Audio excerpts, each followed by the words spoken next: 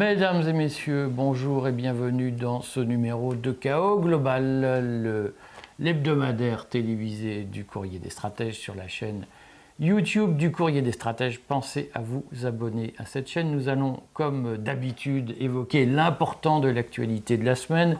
J'ai pris évidemment des notes. On va commencer par l'affaire Pavel Durov. Nous allons vous en parler dans quelques secondes. Et l'arrestation de Pavel Durov, le fondateur de Telegram, qui fait scandale. Nous allons évidemment évoquer l'arrivée de Lucie Castet à Matignon et les grandes discussions sur la création, enfin la nomination d'un nouveau gouvernement. On parlera qui sera Premier ministre, avec Édouard Husson qui nous dira son pronostic, comme chaque semaine. Nous faisons des pronostics. Et puis nous parlerons des sujets internationaux. Alors on refera un point sur l'Ukraine. On va parler un peu plus longuement des affaires israéliennes et de ces ramifications des conflits avec le Hezbollah, avec l'Iran. Donc ne manquez pas ces points. Je vous rappelle quand même quelques petits sujets avant que nous ne lancions l'émission. Suivez nos interviews de la semaine sur la chaîne YouTube, non seulement sur la chaîne ouverte, mais sur la chaîne Patrimoine, 4,99 € par mois. Nous ferons notamment un point sur faut-il créer votre entreprise à La Réunion. Nous allons développer les contenus à destination des gens qui ont un patrimoine. Deux interviews sur ce sujet importantes qui sortiront en fin de semaine. Et d'ici là, vous aurez deux surprises cette semaine. Une demi-surprise, le retour de Thierry Messant. Je sais qu'un certain nombre d'entre vous l'attendent. C'est l'occasion par ailleurs de vous redire que vous pouvez vous abonner aussi, non seulement à la chaîne Patrimoine, mais au Courrier des Stratèges lui-même, si vous ne l'avez pas encore fait. C'est 9,90 € par mois ou 99 € par an. Profitez-en parce que je sens que l'an prochain, nous allons augmenter les tarifs. Et ne manquez pas, nous allons y venir, transition, de vous abonner à notre fil Telegram du Courrier des Stratèges. Ce fil s'appelle Restez libre. Vous avez l'adresse qui est là, juste en dessous.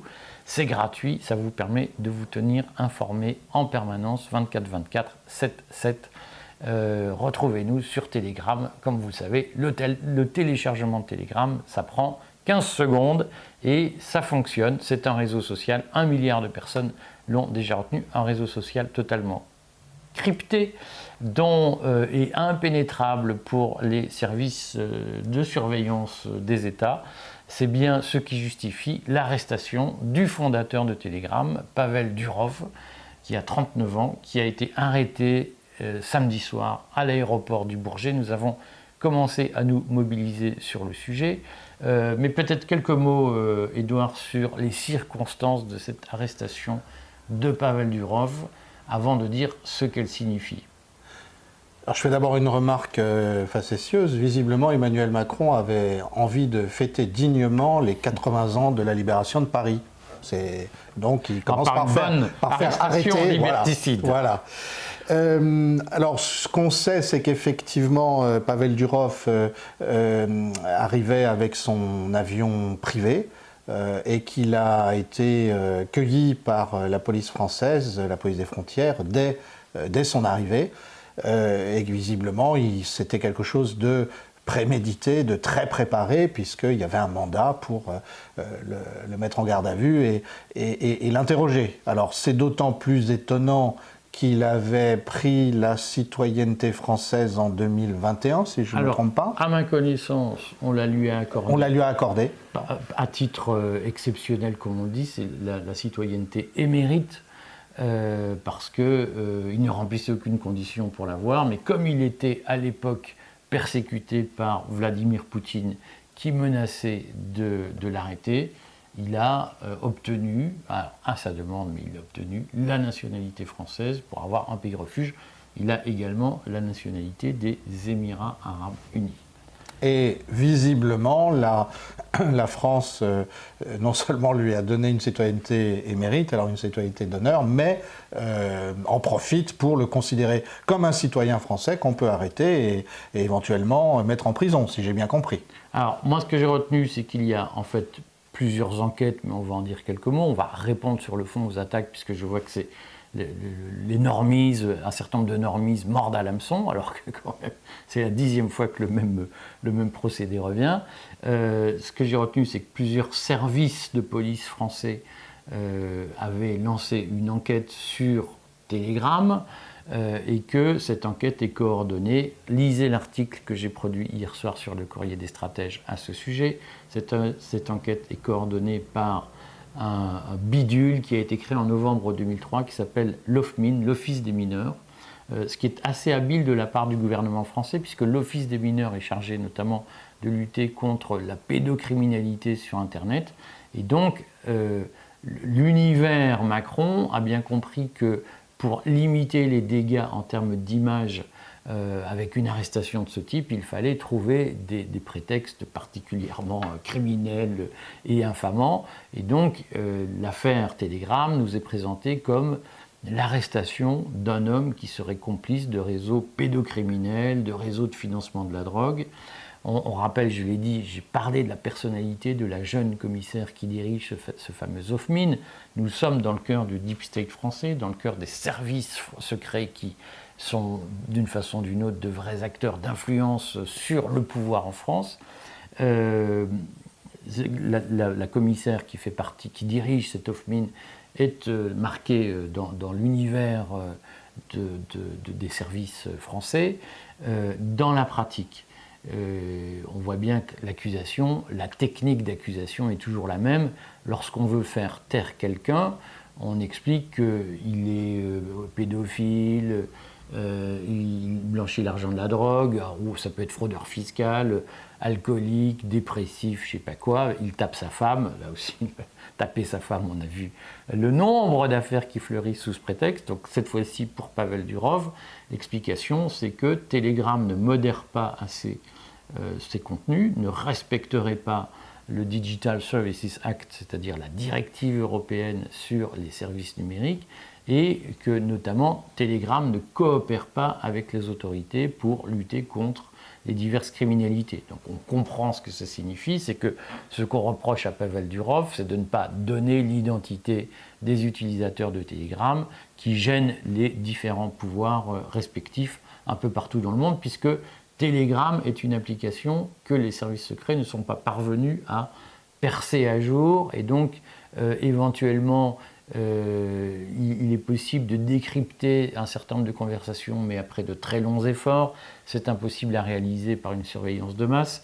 Et donc la capacité de Telegram à dissimuler les échanges privés aux autorités en place est quelque chose qui gêne les services, au point qu'il y a un mandat d'arrêt qui a été délivré contre Telegram. Alors, sur l'accusation, Telegram cache le terrorisme, Telegram cache la pédocriminalité. Plein de normistes ont commencé à dire il suffit d'aller sur Telegram pour acheter de la drogue, acheter des armes, avoir des photos d'enfants absolument abominables. Qu'est-ce qu'on répond à ça, Édouard, nous qui sommes utilisateurs de Telegram? Alors, moi je remarque une chose, c'est que c'est sans doute le réseau social sur lequel il y a le plus de diversité d'expression. Je donne 2 exemples liés au sujet de conflit. Si l'on veut confronter les points de vue ukrainiens et russes, on a tout sur Telegram, avec aucune censure. Et Durov a beau être russe, il n'a jamais empêché les Ukrainiens de dire ce qu'ils pensaient. Je te coupe. On a reproché à Durov d'accepter de censurer RT France en France. Oui, alors, donc il y a eu des pressions. Il y a eu des pressions. Samedi matin, j'avais remarqué qu'un très bon réseau, un très bon canal Telegram qui faisait la synthèse des informations venues des combattants palestiniens, le Resistance Network et Palestinian Resistance Network, avait été banni dans l'Union européenne. Donc effectivement, il y a des pressions très forte. Mais le deuxième conflit, c'est celui de Gaza, bien sûr, où là aussi, on a eu accès depuis le 7 octobre à une information diversifiée et extrêmement libre, qui par exemple nous a aidé, nous, à montrer que le 7 octobre avait certes été très sanglant, mais que ça n'était pas un pogrom, que c'était une attaque militaire en bonne et due forme, qui a fait beaucoup de victimes en Israël, ça personne ne le nie. Mais grâce à Telegram... Il est dingue, tu vas encore nous faire censurer. On précise que c'est un acte terroriste. On peut l'appeler comme on veut. On peut l'appeler comme on veut. Moi, je dis que c'est un acte terroriste. On peut l'appeler comme on veut. Moi, j'appelle ça une attaque militaire, mais on peut l'appeler un acte terroriste. Et grâce à Telegram, on avait une information très diversifiée, y compris d'ailleurs les critiques israéliennes à l'impréparation du 7 octobre. Donc pour les normies qui découvrent ce que dit Édouard avec des yeux comme ça, parce qu'ils disent mais de quoi il nous parle ce monsieur, Telegram c'est pas des échanges entre les gens sur Telegram, donc il est possible d'avoir des échanges directs, soit entre personnes, soit au sein de groupes privés ou publics, et il est possible d'avoir des fils d'informations auxquels vous pouvez vous abonner. Je le répète, ne manquez pas celui qui s'inscrit ici, qui est celui du Courrier des Stratèges, mais il est vrai qu'on en trouve dans toutes les langues, 1 milliard d'utilisateurs. Il y a des libertariens et des communistes, il y a des socialistes et des conservateurs, il y a des chrétiens et des athées, il y a tout sur Telegram.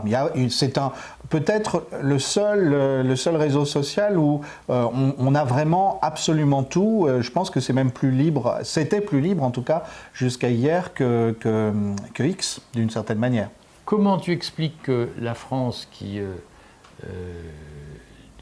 en plein marasme politique, avec un gouvernement démissionnaire, comment tu expliques que la France fasse le choix d'arrêter cette personne, alors qu'il n'y a pas de gouvernement officiel, et c'est un choix très politique d'arrêter Pavel Durov, alors qu'un gars comme Poutine n'a pas osé le faire? Comment c'est possible que la France, qui officiellement n'a plus de gouvernement, soit capable de décider ça? D'abord, la France a toujours un président qui exerce ses fonctions et qui pense d'ailleurs au fond qu'un gouvernement c'est sans doute superflu, en tout cas c'est plus décoratif qu'autre chose. Et ce président, il est en prise directe sur l'administration. Et là, on le voit, l'administration de la police et des services. Et finalement, c'est le rêve réalisé du super haut fonctionnaire qui gouverne à partir de, en courroie directe avec l'appareil d'État et en marginalisant la politique. On va me faire le reproche injustifié de faire du simplisme, mais c'était quand même le rêve de l'État français sous Vichy.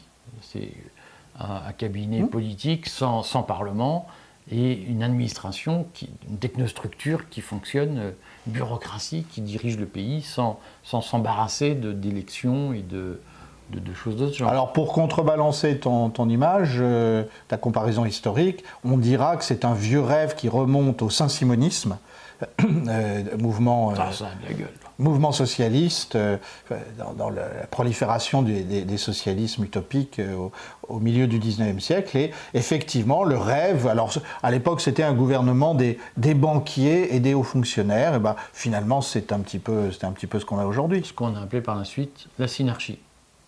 Alors voilà, mais tu tiens aujourd'hui à avoir des références quasi complotistes. Non, mais je trouve très bien de redire aux normies que le système qu'ils valident aujourd'hui est un système qui a fait l'objet d'épuration peu sympa à une époque, même si elles ont été beaucoup plus limitées qu'on le dit.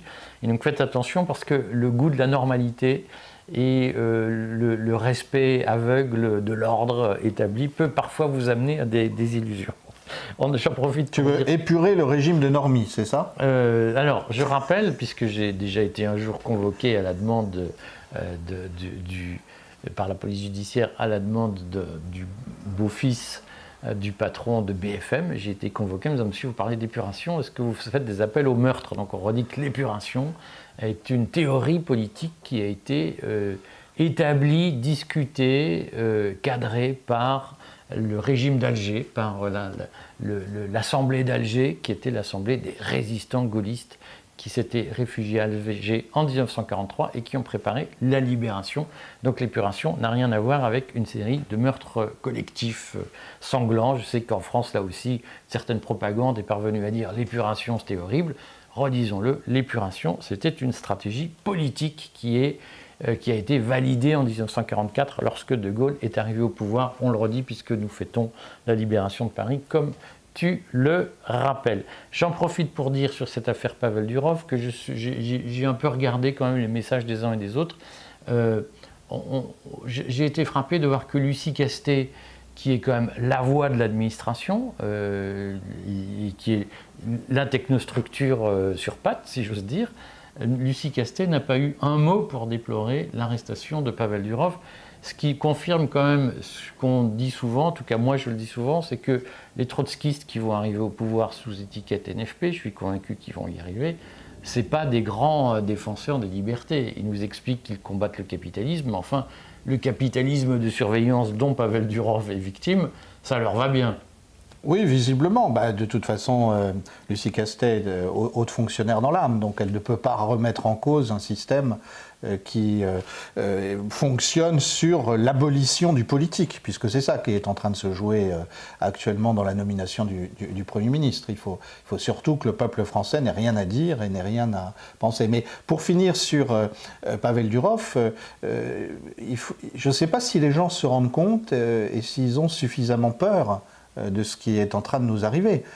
Il y a quelques semaines, le gouvernement britannique a fait arrêter des individus parce qu'ils avaient exprimé des opinions répréhensibles peut-être en soi, du point de vue de l'éthique, la morale, la philosophie, ce qu'on veut, mais ils avaient fait usage de leur liberté d'expression sur X et sur d'autres réseaux sociaux, sur Facebook en particulier, on est donc dans une espèce de course à l'échalote où le Premier ministre britannique et le président français essayent de montrer qu'ils vont être finalement celui qui muselle le mieux la liberté d'expression. Donc qui va être le suivant? Ça va être Olaf Scholz, ça va être Donald Tusk. Tout ça est extrêmement inquiétant quand on se rappelle les menaces... Qui va être le suivant à pratiquer cette répression? À pratiquer cette répression. Non, pas en être victime. Quand on se rappelle les menaces de Thierry Breton à Elon Musk, on peut ensuite nuancer, mais il n'empêche que ça relevait du même état d'esprit. Et donc, nous semblons accepter comme ça la suppression de notre liberté d'expression par des gens qui n'ont plus de légitimité ou qui en ont très peu de légitimité démocratique. Et c'est profondément inquiétant. Alors, on va parler de la situation française. Est-ce que tu veux nous résumer l'état du choix, puisqu'on avait entendu qu'on aurait un Premier ministre à partir de la mi-août. Nous sommes le 26 août. On a entendu qu'on aurait un Premier ministre le 27 août au matin. On annonce que Emmanuel Macron va prendre la parole peut-être ce soir à la télévision. Alors finalement, il devrait... Ça nous manquait. Il va remplacer Hanouna bientôt. et donc, est-ce que tu peux nous faire un point pour ceux que cette histoire saoule et qui considèrent que c'est une mascarade qui n'est pas très intéressante? Fais gagner du temps aux gens, s'il te plaît, en leur expliquant où nous en sommes du choix du Premier ministre en France. Alors, ce que je remarque, c'est qu'il y a quelques jours ou 2-3 semaines, tout le monde était persuadé que ça allait être quelqu'un issu de la galaxie LR. Alors, Xavier Bertrand. C'était sûr. Ensuite, on a parlé de Valérie Pécresse. Et puis, petit à petit, on se déplace. Alors, tout d'un coup, on a vu apparaître le nom de Cazeneuve, l'ancien Premier ministre de Hollande. Et puis, tout d'un coup, on discute très naturellement du fait que ça devrait être quelqu'un issu du nouveau Front populaire. Et Jean-Luc Mélenchon, qui a fait une déclaration samedi sous forme rhétorique, sous forme de question, en demandant s'il pouvait y avoir une espèce d'accord général pour que, si j'ai bien compris, la politique de gauche du NFP soit appliquée pleinement et entièrement, avec simplement une absence assumée de ministre LFI. Voilà ce que j'ai compris des débats du week-end, alors les macronistes eux-mêmes commençant à dire ça se regarde. Alors là-dessus, il faut préciser donc que Emmanuel Macron, de mon point de vue, joue la montre. Je vais redire ce qu'on a déjà dit plusieurs fois, c'est-à-dire que lorsqu'il y a eu la décision de dissoudre l'Assemblée nationale, de mon point de vue, il y avait un axe clair et conscient, Mélenchon-Macron, pour avoir une espèce de Yalta, Mélenchon laissant Macron gouverner jusqu'à la fin de son mandat, à condition que Macron serve à Mélenchon l'assiette qui lui permettrait de devenir président en 2027. On redira cette théorie peut être largement modérée. Néanmoins, on remarquera que c'est quand même Mélenchon qui a sauvé la mise de Macron face au Rassemblement national, puisque si le bloc d'énormisme, le bloc central existe encore à l'Assemblée nationale, c'est très largement grâce au soutien du Front populaire dans les circonscriptions où les macronistes étaient en tête. Et inversement, si la France, si le nouveau Front populaire est parvenu à devenir le premier groupe à l'Assemblée nationale, c'est très largement grâce au soutien des normistes, du bloc central macroniste, qui a sauvé la France, le nouveau Front populaire, partout où il était menacé par le Rassemblement national. Il faut préciser que dans ce front républicain, prétendu front républicain, les LR eux-mêmes ont tiré leur marron du feu, puisqu'un certain nombre de députés LR sont restés députés parce que le nouveau Front populaire s'est porté à leur secours pour les faire élire. Et j'ai quelques cas en tête. Donc aujourd'hui, c'est assez amusant, puisque je lisais une intervention de Laurent Wauquiez qui explique que la plus grande menace pour la France, c'est Mélenchon. Enfin, après le Rassemblement national, oublie-t-il de le dire, puisque beaucoup de LR existent encore grâce au Front populaire. Et aujourd'hui, on voit que la radicalité du Front populaire, elle est une arme entre les mains de Mélenchon pour justifier les retards que Macron met à choisir en Premier ministre, dans une espèce de jeu de la barbichette entre les deux qui se tiennent. Là aussi, pour essayer d'avoir les idées claires, en gros, l'opinion française ou le corps électoral français, on peut le diviser en 3 tiers. Il y a un tiers qui vote Rassemblement national, il y a un tiers qui s'abstient, et il y a un tiers qui était divisé entre les mélenchonistes et les macronistes, on va dire pour aller vite. Je mets LR parmi les macronistes. Eh bien, effectivement, c'est assez génial du point de vue de la manœuvre politique d'avoir assuré la cohésion de ce groupe qui n'est pas si homogène que ça et qui, au moins en parole, a souvent des points de vue opposés. Et donc voilà comment on a réussi d'abord à gagner en nombre de sièges à peu de voix près, mais réellement, et à faire que le Rassemblement national ne soit que le troisième groupe. Mais c'est un véritable petit coup d'État qui fait qu'on assure la prédominance d'un groupe lui-même très divisé, mais qui manœuvre bien contre les abstentionnistes et contre le Rassemblement national. C'est ça la situation. Alors donc, je le redis, lisez les articles qu'on consacre à l'axe Macron-Mélenchon. L'enjeu pour Mélenchon et pour Macron, et de mon point de vue, l'objet du deal qui a été passé au moment des législatives entre Macron et Mélenchon, c'est que Macron se charge de dynamiter le Parti socialiste et de le laminer à un moment où Raphaël Glucksmann était au fond devenu la principale force de gauche. Pour moi, le deal de Mélenchon, c'est Macron, tu t'occupes de laminer ce que Glucksmann serait susceptible de créer, et en échange, nous, on s'engage à ne pas, au fond, te permettre de gagner du temps et à ne pas faire obstacle au retour d'un gouvernement de coalition que nous pourrons flinguer et sur lequel nous pourrons tirer à tour de bras jusqu'en 2017 pour remporter les élections. 2027. Donc de mon point de vue, le deal, c'est de faire tomber ce que Glucksmann a failli reconstituer ou a contribué à reconstituer. Et on voit bien qu'aujourd'hui, la stratégie de Macron est de prendre du temps pour attirer à lui les socialistes qui, charmés par la perspective d'un Marocain ministériel, seront prêts, on le sait, tôt ou tard, à conspuer le nouveau Front populaire qui leur a permis d'être élu. Dans cette affaire, donc, Macron a repris le cycle de négociations interminables, de consultations, etc. Ce qui est assez intéressant, c'est qu'il a reçu le nouveau Front populaire et c'est Lucie Castet qui s'est exprimée. Et si j'en crois la presse, Lucie Castet a, lors de cette intervention où elle conduisait le Front populaire, elle a avalé en public 2 couleuvres. La première couleuvre, c'est qu'elle a dit ouvertement qu'elle ne soutiendrait pas la destitution de Macron. Macron lui a, semble-t-il, demandé « Est-ce que vous demanderez ma destitution ?» Elle a dit non. Et la deuxième question, Macron lui a dit « Est-ce que vous contesterez ma politique étrangère, c'est-à-dire ma soumission aux États-Unis, aveugle aux États-Unis, et accessoirement à Israël, aux néocons, on va dire ça comme ça ?»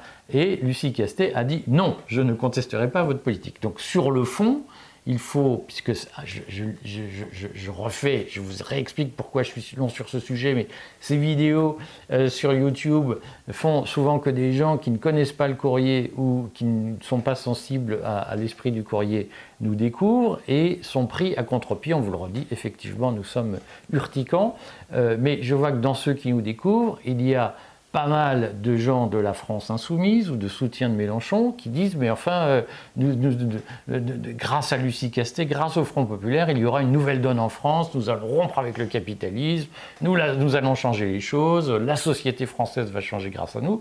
Il faudra dire que c'est une imposture, c'est-à-dire que Lucie Castet, qui est une femme du système, de la caste, qui est un pur produit de la caste... porte bien son nom. Elle prend bien Castet, voilà. Bravo, excellent jeu de mots, Édouard. Lucie Castet a d'ores et déjà expliqué à Macron que si elle devenait Premier ministre, au fond, elle ne pratiquerait pas la cohabitation.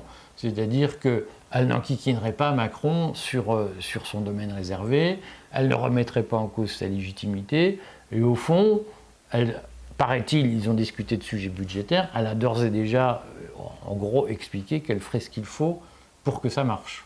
Donc, si Bruxelles dit qu'il faut réduire tel ou tel budget et que Macron confirme, elle le fera. C'est intéressant en soi. Et quand tu dis pas de cohabitation, il faut se rappeler les circonstances des cohabitations qui ont eu lieu sous Mitterrand et sous Chirac. Septennat, quinquennat. Voilà, et on avait en gros deux groupes de 35% qui se faisaient face politiquement. Et il y avait un vrai débat. Aujourd'hui, on en est... Alors, le centre-droit et le centre-gauche s'étaient complètement réduits, comme une peau de chagrin. Et on en est... Alors, en 2017, Macron est élu en rassemblant le centre-droit et le centre-gauche. Il arrive à faire 25% au premier tour, etc. Mais là, on en est réduit à ce que ce qui va tenir, ce qui va permettre au système de tenir, c'est l'alliance de la gauche et des macronistes.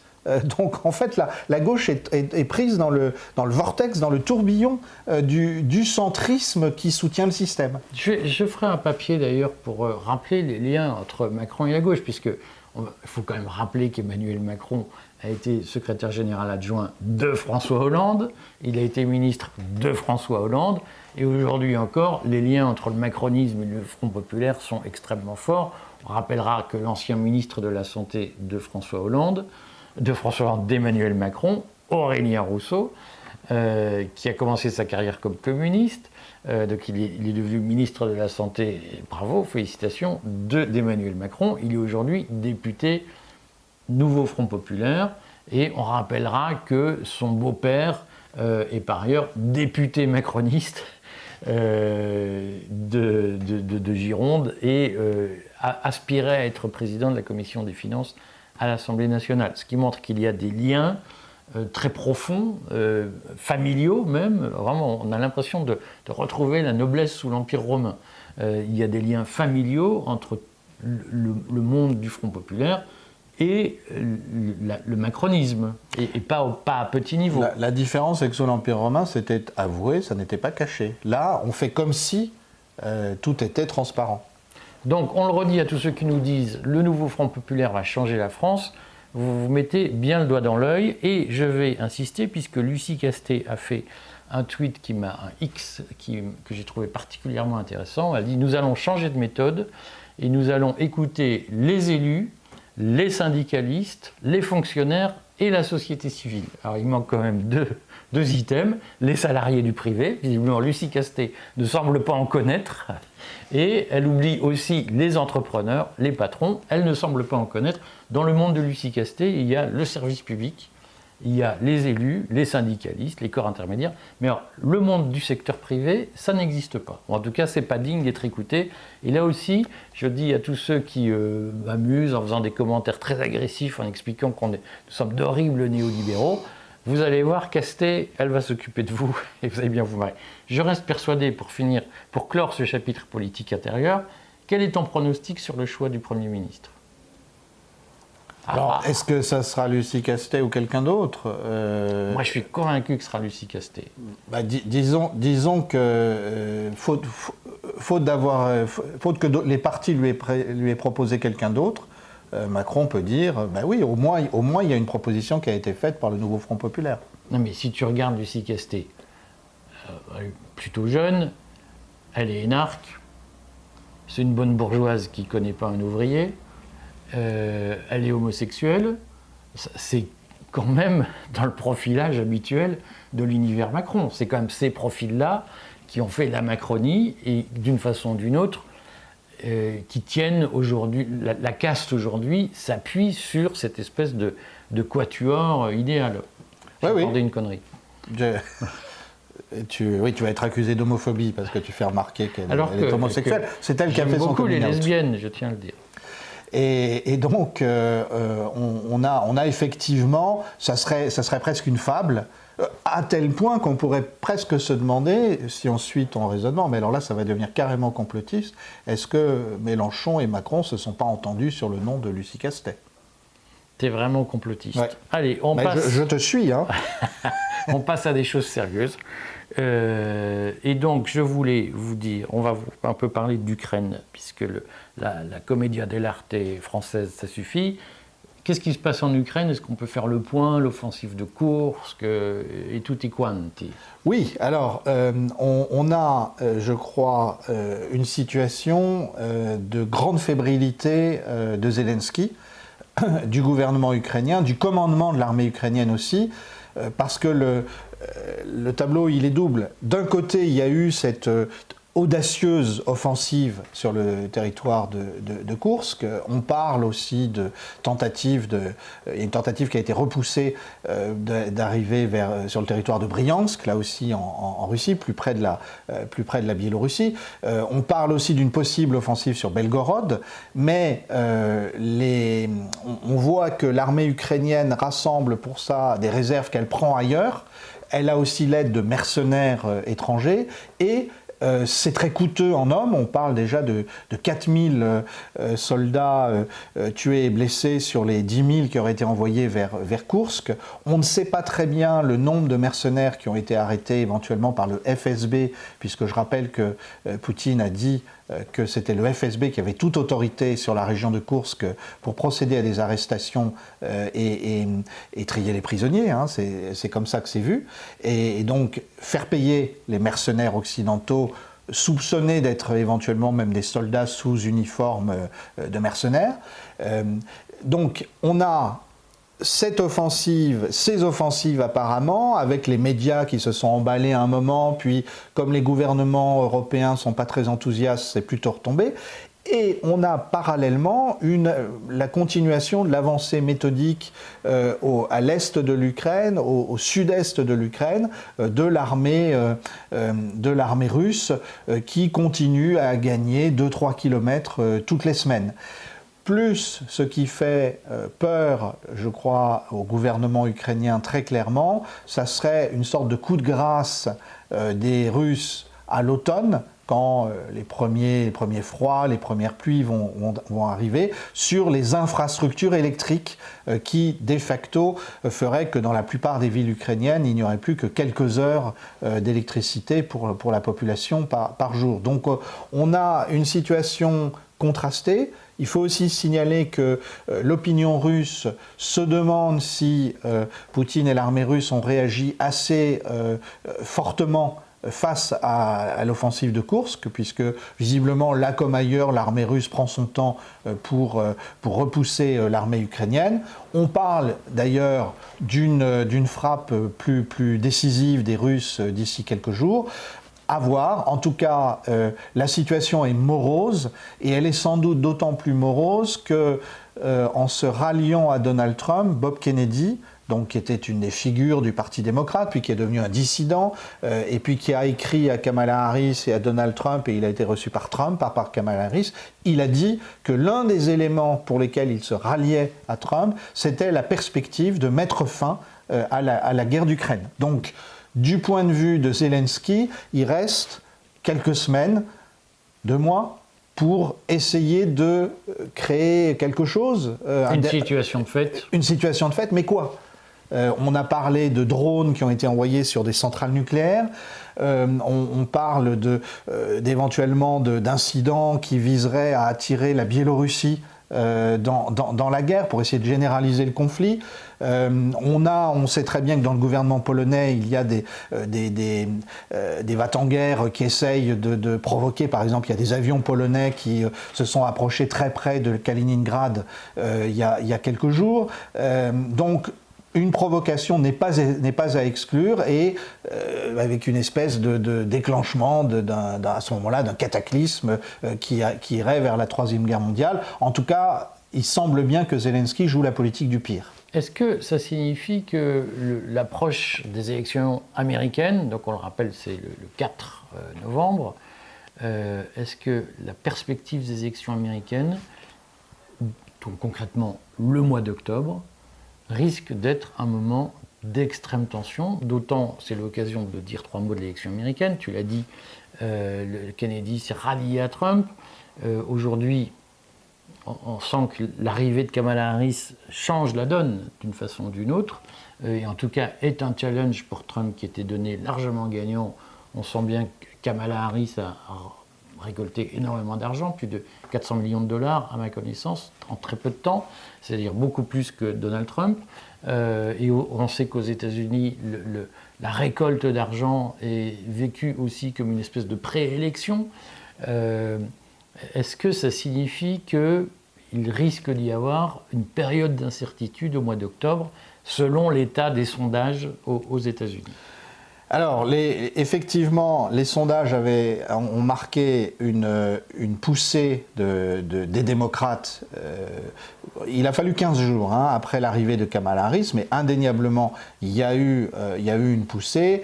Alors, à tel point que, au plan national, Kamala Harris était 2-3 points devant Donald Trump. Certains sondages disaient même un peu plus. Bon, il faut se rappeler qu'en 2016, Donald Trump a été élu alors que Hillary Clinton avait gagné le suffrage au plan national en nombre de voix. C'est l'occasion, ouais. Je vais couper Edouard, mais c'est l'occasion de rappeler que les élections américaines ne sont pas des élections directes, mais sont des élections au suffrage indirect. C'est comme l'élection du maire de Paris à Paris. C'est pas parce qu'on a la majorité des voix qu'on gagne à la fin.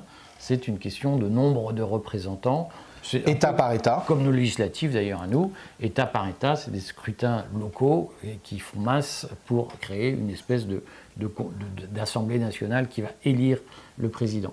À partir de là, il y a 6 à 10 swing states, c'est les États qui sont en balance, et c'est là qu'il faut commencer à regarder. Disons que depuis l'arrivée de Kamala Harris, les démocrates semblaient faire jeu égal à nouveau avec Trump, et le score était très incertain. Et ça peut se jouer à 3 représentants. S'il y a 3 représentants de plus des États qui votent pour Kamala Harris le jour décisif, eh bien, le collège électoral élit Kamala Harris plutôt que Trump. Là, il va falloir mesurer, mais je pense qu'il faut à nouveau 15 jours, 3 semaines pour que l'impact soit vraiment mesurable, l'effet du ralliement de Bob Kennedy, donc on rappelle, le fils de Robert Kennedy, le jeune frère de John Kennedy, assassiné. C'est le neveu de Kennedy assassiné. Donc c'est le neveu du président assassiné, et le fils de l'ancien attorney général assassiné aussi. Et Bob Kennedy a en moyenne dans les sondages entre 5 et 7%. Il a décidé de se retirer dans les fameux 10 swing states pour ne pas empêcher Donald Trump d'arriver en tête et donc de rafler la mise des représentants au collège électoral.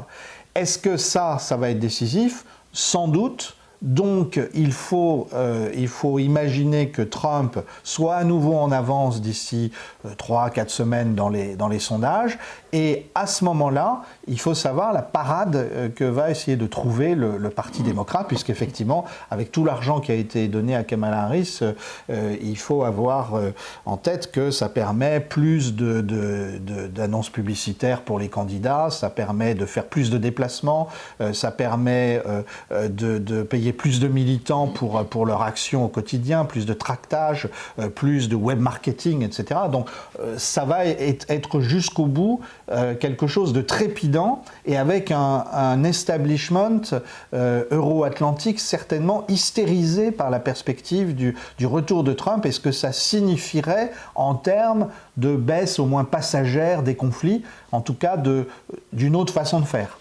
Alors, on en profite pour glisser quelques mots sur les échanges, enfin les programmes politiques qui commencent à apparaître. On fait beaucoup le reproche à Kamala Harris de ne pas avoir de véritable colonne vertébrale. Je retiens quand même qu'elle dit de façon répétée qu'elle soutiendra Israël, mais que les massacres à Gaza, ça suffit. Et donc, et on a retenu, on l'a cité la semaine dernière, le soutien massif des Netanyahouiens, si j'ose dire, des suprémacistes juifs à Trump. Est-ce que là aussi, une victoire de Kamala Harris est de nature à précipiter le conflit entre Israël et ses voisins, puisque nous allons en parler maintenant, il y a un élargissement du conflit. On va en reparler. Est-ce que c'est de nature, est-ce que la perspective d'une victoire de Kamala Harris est de nature à exciter d'une certaine façon le suprémacisme de Netanyahou?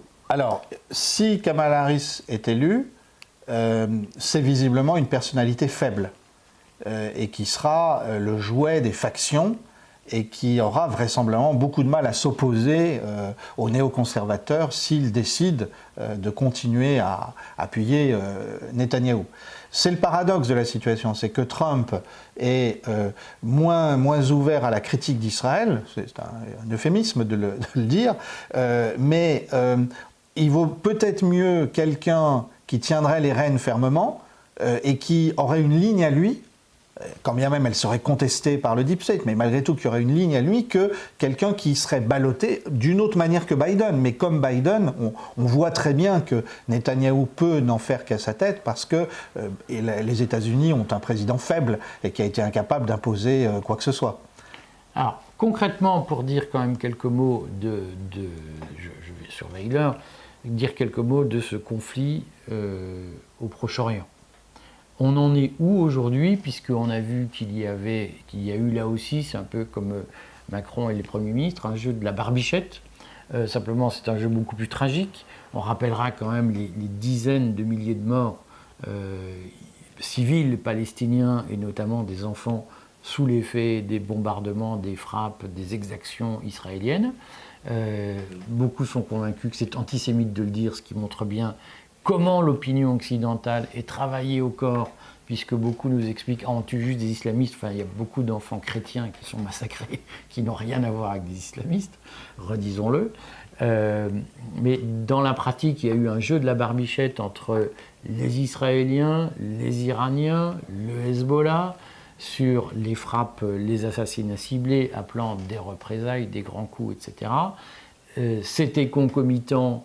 Alors on l'a dit la semaine dernière, donc c'était consécutif à la visite de Netanyahou à Washington, qui est allé s'assurer du soutien américain pour frapper l'Iran et le Hezbollah. Et on rappellera par ailleurs que ces frappes sont contemporaines de négociations de paix, de pourparlers de paix qui ont lieu, ou en tout cas pour un cessez-le-feu, qui ont lieu à Doha, entre les Palestiniens et aujourd'hui au Caire. Et aujourd'hui au Caire. Ça se partage toujours entre Doha et le Caire. Entre les Israéliens et les Palestiniens. Alors, est-ce qu'on peut déjà faire le point de ces pourparlers de paix ou de cessez-le-feu entre les deux parties?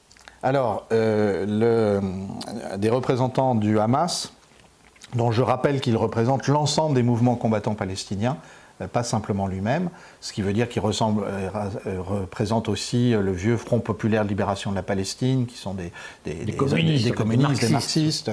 Il représente aussi une branche de l'ancienne OLP qui s'est ralliée au combat.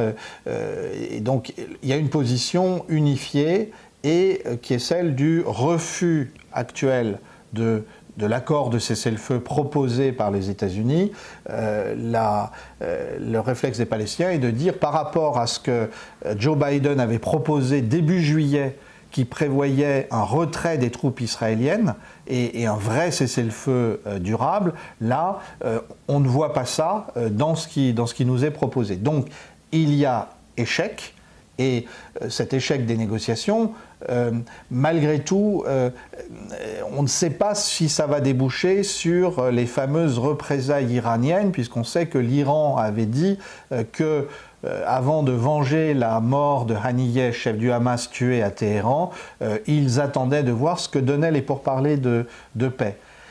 Trois choses à dire. La première, c'est qu'il y a eu hier un affrontement tout à fait ouvert entre l'armée israélienne et le Hezbollah, où il est encore difficile de savoir ce qui s'est passé, puisque du côté israélien, on affirme avoir procédé à des frappes préventives pour empêcher le Hezbollah de frapper Israël. Du côté du Hezbollah, le secrétaire général Nasrallah a pris la parole hier soir pour dire qu'il attendait plus d'informations, mais que d'abord ce que racontaient les Israéliens n'était pas vrai, il n'y avait pas eu la destruction de rampes de lancement de missiles ni quoi que ce soit, donc incertitude, et d'autre part qu'il y avait eu un certain nombre de roquettes et de drones qui avaient atteint deux centres importants, dont le centre du renseignement de l'armée, du renseignement militaire, près de Tel Aviv. Alors, est-ce que c'est vrai ou pas? On va le voir dans les prochains jours. Mais ça veut dire que le Hezbollah a très clairement commencé la représaille, puisqu'on rappelle que Haniyeh, chef du Hamas, a été tué à Téhéran, mais que l'un des principaux responsables du Hezbollah avait été tué au Liban.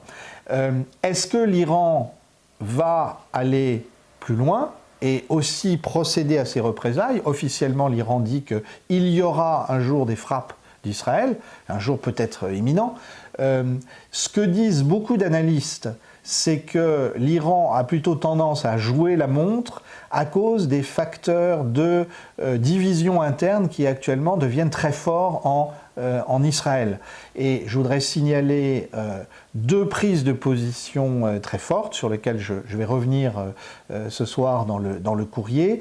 La première, c'est celle du chef du Shin Bet, le service de renseignement intérieur, qui a critiqué très durement, dans une lettre ouverte à Netanyahou, la politique des colons en Cisjordanie. Donc on rappelle que le gouvernement israélien vient de valider la création de 6 000 logements en Cisjordanie.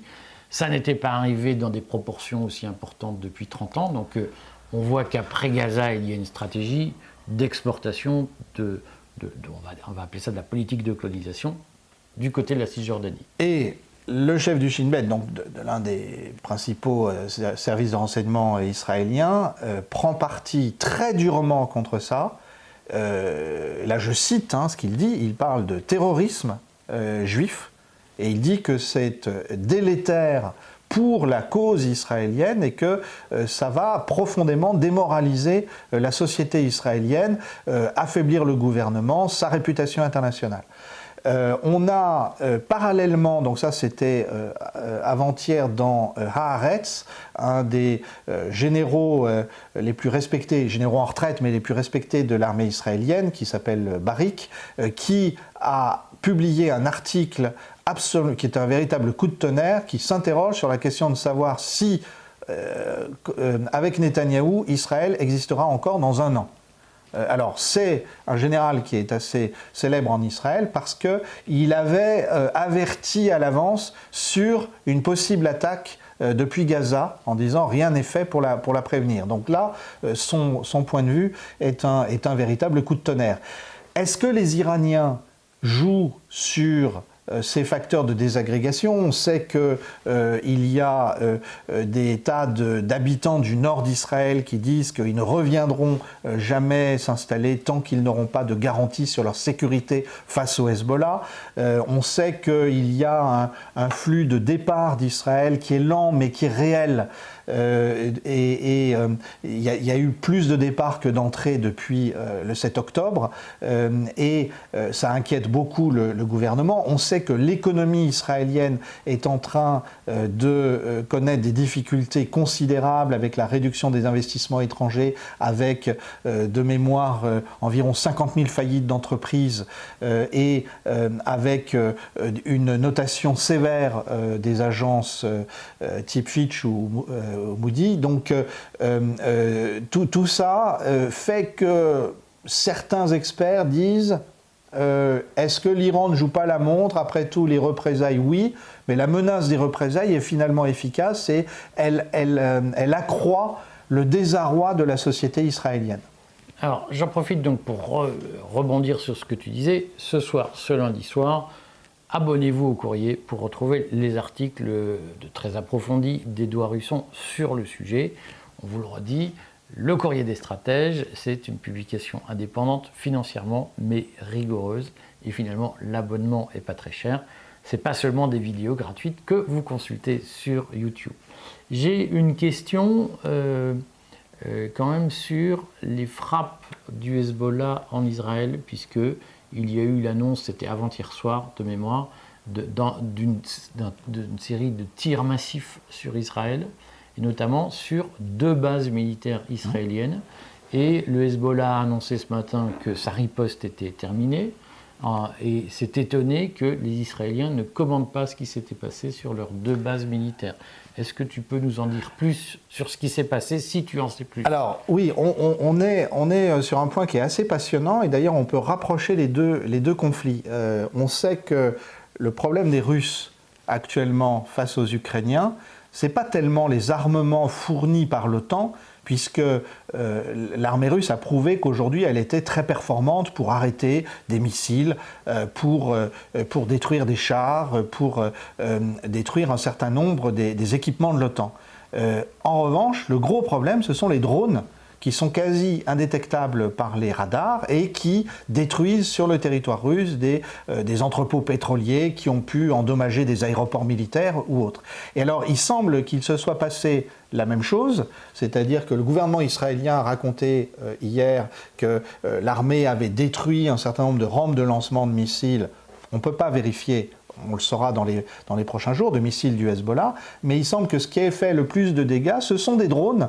Ce sont des drones qui ne sont pas arrêtables visiblement par le dôme de fer, qui est une technologie complexe, qui arrête un certain nombre de projectiles, mais pas ceux qui passent sous les radars. Et il semblerait donc que si le Hezbollah dit qu'il considère que sa frappe est une réussite, c'est parce que sur la base du renseignement militaire israélien, la base où se trouve le renseignement militaire israélien, et une autre base militaire qui a été visée, il y aurait eu suffisamment de destruction occasionnée par des drones de basse technologie, mais tout à fait destructeurs, des drones kamikazes. Mais il est vrai que l'armée israélienne ne commente pas ces informations. Il n'y a pas eu de réaction israélienne officielle ou de commentaires israéliens sur le sujet. Non, et à tel point que quand Nasrallah hier soir a dit tout ce que vous raconte Israël sur la destruction de nos rampes de lancement, etc., tout ça est faux, les Israéliens n'ont pas répliqué pour dire si, on vous assure. D'ailleurs, regardez, parce que ça n'est pas leur politique, effectivement. Donc là, on le redit, tu fais allusion à ce que les Israéliens ont appelé des frappes préventives au sud Liban pour empêcher les frappes du Hezbollah, puisque c'est l'information qu'Israël a fait circuler. Nous pratiquons des frappes préventives au Liban parce que nous avons détecté des mouvements du Hezbollah susceptibles de nous nuire. On voit bien que l'angoisse pour les Israéliens, c'est qu'au fond, c'est ce que tu disais très justement, la menace qui plane est aussi toxique que la frappe elle-même. Alors d'autant plus que là, ça vient de l'armée américaine qui porte un jugement sévère sur ce qui se passe à Gaza, sévère sur les Israéliens, puisqu'on considère qu'il y avait 24 bataillons du Hamas, alors il faut y ajouter des bataillons d'autres mouvements, mais concentrons-nous sur le Hamas, et que depuis le mois d'octobre dernier, l'armée israélienne n'aurait détruit que 3 de ces bataillons sur 24. Et il y a quelque chose dont on ne parle pas dans nos médias, parce que c'est politiquement très incorrect, mais c'est une réalité quasi mécanique. L'armée israélienne, par ses bombardements massifs, solidarise la population de Gaza avec le Hamas et les autres mouvements combattants. Et donc, il semble que même si l'armée israélienne tue des combattants du Hamas ou d'autres mouvements, il y a des recrutements possibles. D'ailleurs, on remarquera que souvent dans les pertes qui sont données, il y a des femmes et des enfants, comme si les hommes, eux, entraient dans la clandestinité pour se battre. Mais je note quand même que L'Orient le jour, qui est un journal dont j'apprécie la lecture, parfois on peut faire de la pub pour des journaux, et je fais de la pub pour L'Orient le jour. L'Orient le jour consacrait ce matin un éditorial à la déception que l'Iran et le Hezbollah créent au sein de leurs propres troupes ou de leur propre soutien. Et cet éditorial soulignait les leçons tactiques ou les gifles tactiques que Israël infligeait au Hezbollah et à l'Iran. Est-ce que tu souhaites commenter cette information? Parce que c'est vrai que d'extérieur, on a l'impression que l'Iran et le Hezbollah, ils sont forts en gueule, mais ça fait des mois qu'on dit qu'ils vont frapper, et puis finalement, et qu'on annonce qu'ils ont des armes extraordinaires, etc., et on ne voit pas grand-chose à ce stade. Oui, alors effectivement, c'est un petit peu comme cette presse russe qui critique en ce moment Poutine en disant qu'il ne réagit pas assez durement à l'attaque sur Koursk. Voilà, effectivement, mais est-ce que ça ne fait pas partie d'une stratégie? Effectivement, ce que diront ceux qui évaluent il y a par exemple un très bon blog fait par un Iranien qui s'appelle Perspective, qui donne beaucoup d'éléments sur l'armée iranienne et sur les capacités de frappe, etc. Et lui défend, l'auteur de ce blog défend l'idée d'une stratégie lente qui joue avec le temps pour épuiser l'adversaire dans une guerre d'attrition. Les deux points de vue sont à croiser, à mon avis. Bon, comme on disait quand j'étais petit, c'est à la fin de la foire qu'on compte les bouses. Mais dans cette affaire, quand même, je voulais qu'on dise 3 mots de ce naufrage mystérieux d'un yacht d'un milliardaire britannique. Alors, je crois qu'il s'appelle le Bayesian, ce yacht, qui s'est échoué, qui a coulé au large de l'Italie il y a une dizaine de jours. Est-ce que c'est lié au conflit au Proche-Orient? Alors, on a dit c'est un accident, il y a eu un tourbillon. Est-ce que tu peux nous préciser qui était à bord? Parce que ce n'est pas n'importe quel yacht de n'importe qui. Non, donc c'était un yacht hyper sophistiqué, possédé par la femme d'un milliardaire britannique de la tech qui s'appelle Mike Lynch, d'origine irlandaise, qui a fait ses études à Cambridge, qui est devenu un des grands noms des nouvelles technologies informatiques au Royaume-Uni.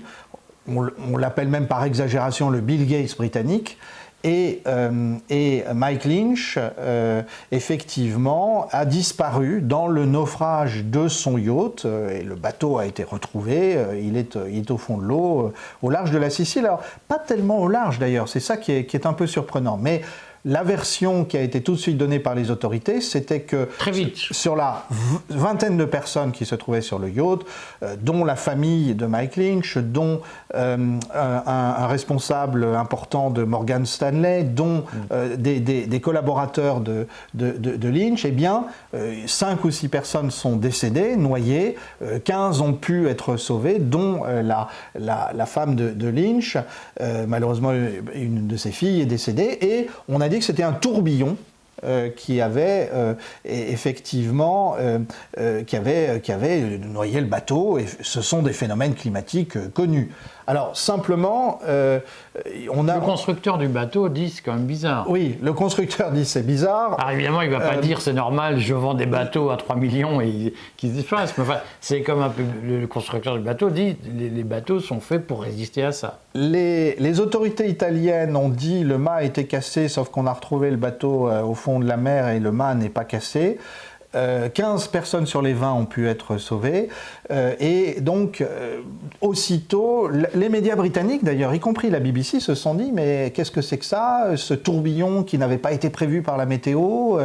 Et alors, ça accroît d'autant plus la curiosité d'un certain nombre de journalistes qu'il y a eu un épisode du même acabit fin mai 2023 sur le Lago Maggiore. Là, c'était pas en mer, c'était sur le Lago Maggiore, où il y a aussi un navire, alors plus petit et moins sophistiqué technologiquement, qui s'est noyé, sur lequel il y avait, alors cette fois-ci c'était des gens des services de renseignement italiens et israéliens en particulier. Bon.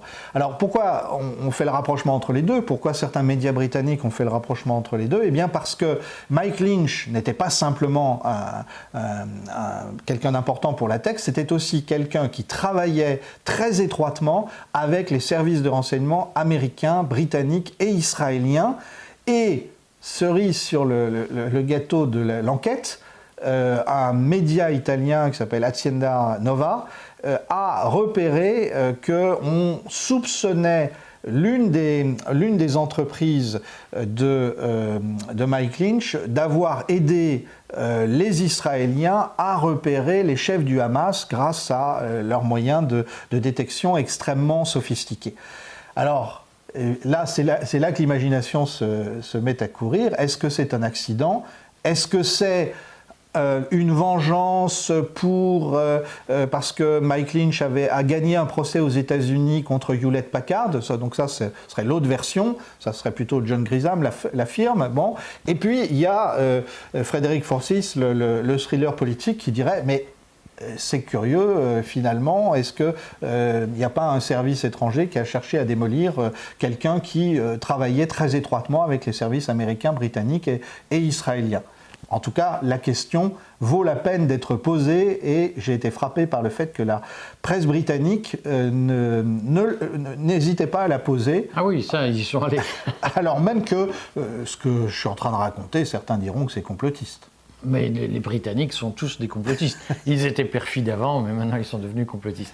Tu suis cette affaire quand même dans la durée, puisque c'est vrai que ça fait partie de ces événements quotidien, anecdotique, où on s'est dit « Ah, c'est peut-être la porte ouverte sur quelque chose d'autre ». Mais alors, je vais faire une provocation pour répondre à ta question de tout à l'heure. Imaginons que ce soit le service d'un pays étranger qui fasse ça. Les fameuses représailles d'un grand État d'Asie occidentale, on ne sait pas ce que c'est que la guerre de l'ombre, la guerre secrète. Je vais en venir. Oui, écoute. On va s'arrêter là.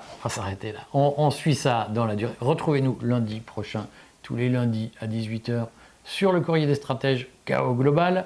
Retrouvez les articles d'Édouard Husson dans le Courrier des Stratèges. Retrouvez les infos que nous vous donnons sur le nouveau Front Populaire. N'oubliez pas de vous abonner à notre fil Telegram. Nous avons bien parlé de Pavel Durov aujourd'hui. Je vous redis que cette semaine, donc, on va faire quelques infos, et notamment sur la chaîne Patrimoine. Ne manquez pas, au-delà des nouveaux contenus qu'on va vous apporter, le commentaire que je fais ce soir sur la baisse des taux annoncée par le président de la Réserve fédérale lors des rencontres de Jackson Hole vendredi dernier. Nous avions déjà prévenu que ça interviendrait, mais on va vous les commenter avec un peu plus de recul aujourd'hui. À très bientôt, et puis rendez-vous sur nos différents canaux de distribution. Et merci.